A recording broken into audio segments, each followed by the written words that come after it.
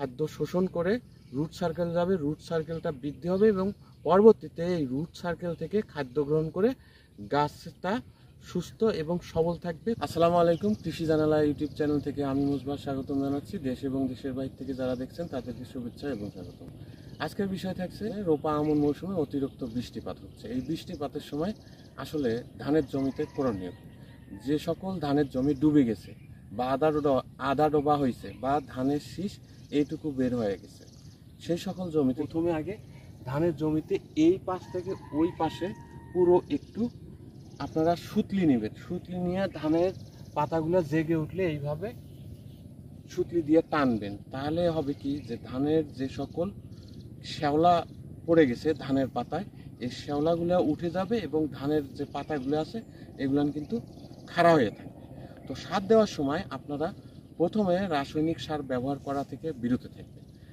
বাজারে এনপিকে বা এনপিকে-এস সার পাওয়া যায় অথবা দানাদার সার পাওয়া যায়, সেগুলো আপনারা ব্যবহার করতে পারেন।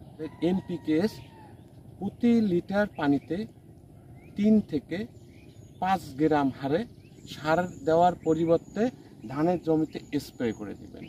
অথবা হিসাবে আপনারা যখন ধানের গাছ এই ধরনের এতটুকু পানি থাকবে বা জেগে উঠবে, সালফার প্রতি লিটার পানিতে 2 গ্রাম এবং পিজিআর প্রতি লিটার পানিতে 3 মিলি হারে স্প্রে করে দিবেন।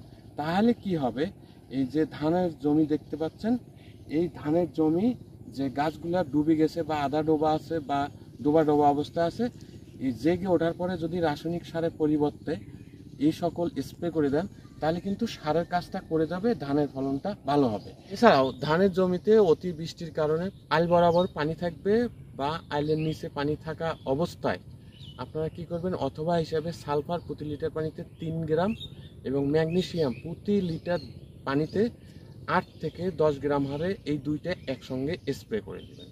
তাহলে কি হবে, ধানের গাছ শক্তি সঞ্চয় করতে পারবে এবং এনপিকেএস বা পিজিআর বা সালফার বা ম্যাগনেসিয়াম যখন স্প্রে করবেন রাসায়নিক সারের পরিবর্তে, তখন এই গাছের পাতা থেকে খাদ্য গ্রহণ করে খাদ্য শোষণ করে রুট সার্কেল যাবে, রুট সার্কেলটা বৃদ্ধি হবে এবং পরবর্তীতে এই রুট সার্কেল থেকে খাদ্য গ্রহণ করে গাছটা সুস্থ এবং সবল থাকবে। এতে করে ধানের ফলনটা কিন্তু ভালো হবে।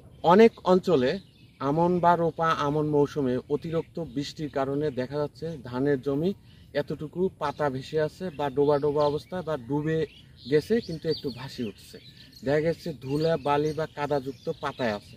এটা কি করতে হবে, রশি দিয়ে টেনে দিতে হবে। দেওয়ার পরে কপার অক্সিক্লোরাইড গ্রুপের ছত্রাকনাশক যেমন অক্সিক্যাপ বা এই গ্রুপের ছত্রাকনাশক প্রতি লিটার পানিতে 2 গ্রাম হারে দিবেন, অথবা ম্যানকোজেব মেটালিক্সিল গ্রুপের ছত্রাকনাশক স্প্রে করে দিবেন ধানের জমিতে করে দিবেন। পাশাপাশি এর সঙ্গে যে কোনো একটি কীটনাশক প্রয়োগ করবেন, যেমন ক্লোরোফাইরিফস গ্রুপের কীটনাশক বা ম্যালাথিয়ান গ্রুপের কীটনাশক প্রতি লিটার পানিতে 1 ml করে দিয়ে একসঙ্গে যদি স্প্রে করে দেন, তাহলে কি হবে, এই ধানের গাছগুলো শক্তি সঞ্চয় করতে পারবে, যে ধুলাবালি বা কাদাযুক্ত হয়ে থাকে সেটি দমন করা যাবে। এছাড়াও ধানের জমিতে যদি কুচুরি পানা থাকে সেটাও দমন করা যাবে।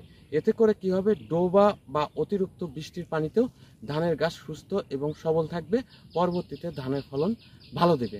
ভালো থাকবেন, সুস্থ থাকবেন। আসসালামু আলাইকুম।